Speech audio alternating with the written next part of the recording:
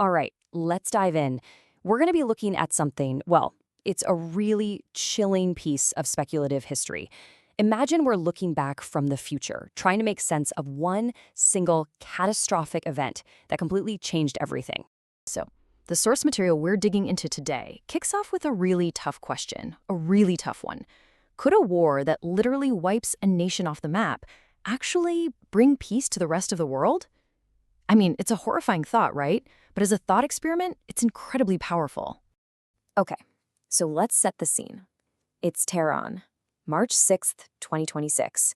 Picture this. We're deep inside a command bunker, and you can just feel the tension. Iran's top military brass are backed into a corner, and they're facing a choice that feels, well, impossible. Now, to really get why they're in this mess, you have to understand the kind of power they used to have. Before all this kicked off, Iran had a massive arsenal. We're talking something like 2,500 ballistic missiles. That's a force that could project some serious power all across the Middle East. But that was before. That strength was just taken apart, piece by piece. A lightning-fast, devastating military campaign called Operation Epic Fury basically crippled them. Their supreme leader was gone, their factories were rubble, and their ability to keep launching missiles, it dropped by more than 85%. Just gone. But, they weren't totally out of the fight. Not yet. They still had about 1,800 missiles left. But here's the catch. They're under constant attack. It's that classic terrifying military problem. Use them or lose them.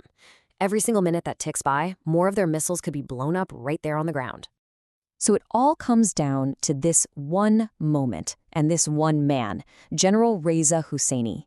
And what he says to his officers, it just lays it all out there. He says, "We conclude this chapter, or they conclude ours." I mean, wow, there's no way out, no compromise. It's all or nothing. And so the decision was made. No turning back. In those cold, dark hours before dawn on March 7th, 2026, the sky is about to light up, and the world is never, ever going to be the same. It all unfolds with this chilling military precision. Think about it. Just before midnight, Husseini gives the final command. All across Iran, crews are working in silence, making the final preps. Then, bam, 4:17 a.m. Everything they have, everything, launches in perfect unison.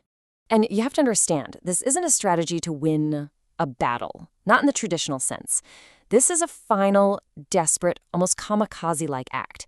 The goal is just brutally simple. It's all about total saturation. Just overwhelm Israel's amazing air defenses with so many missiles that the system just can't cope. And here's the terrifying part. It worked. I mean, Israel's air defense, with systems like Iron Dome and Arrow, it was the best in the world, hands down. Normally, it would knock down over 90% of incoming threats. But it wasn't designed for this. Against a swarm of this size, the whole system just collapses. The interception rate drops to less than 40%. It was just a brutal numbers game. More missiles were coming in than they had interceptors to shoot them down. So that cold, hard math leads to an absolutely unthinkable reality. That desperate decision made in that bunker in Tehran, we're about to see its logical and utterly catastrophic conclusion. The human toll, it's just absolute. 9 million people. Let that sink in for a second. An entire country's population just gone in a few hours. The way the source material puts it is just bone-chilling. It says Israel, as a sovereign polity and living society, was effaced. It's such a stark word. Not defeated, not conquered. Effaced. Wiped clean. Of course, the retaliation was swift and total. The Iranian regime just shattered. The country itself broke apart. Famine, infighting, international intervention, the whole thing. By 2028, Iran as a unified nation just didn't exist anymore. It was basically a collection of zones run by other powers. Okay, so what happens after that? What does the world look like? Let's jump forward 7 years to 2033, and you'll see a world that is just profoundly different. That one single event completely redrew the map. Out of all that destruction, a totally new world order starts to take shape, almost quietly. The U.S., it's no longer tied down in the Middle East, so it turns its focus back home and to the Pacific. Europe, it's forced to become more unified and self-reliant. China just quietly expands its influence, And Russia, well, Russia kind of fades into the background. But the biggest, most surprising change? The rise of India as a new superpower.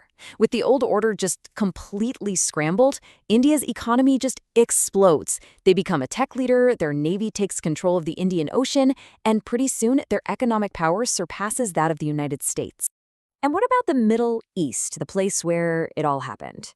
Well, this is maybe the biggest paradox of all. A new reality emerges.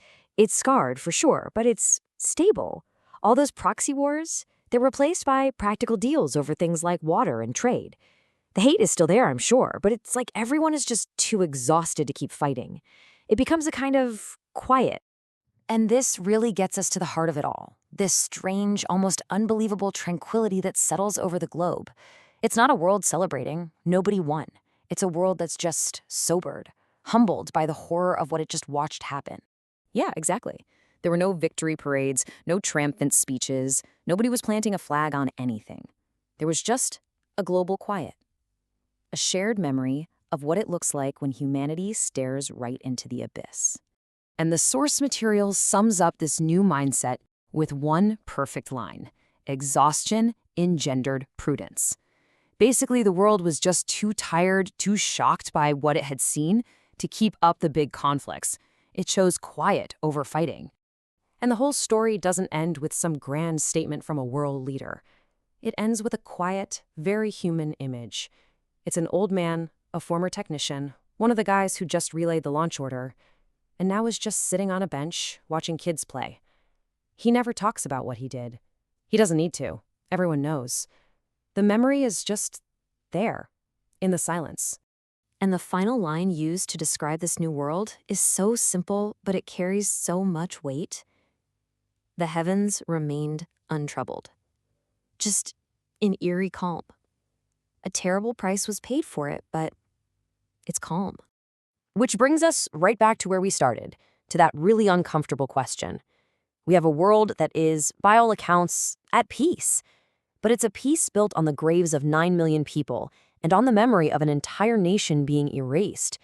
So, can you even call that peace? Is a peace born from annihilation really peace at all?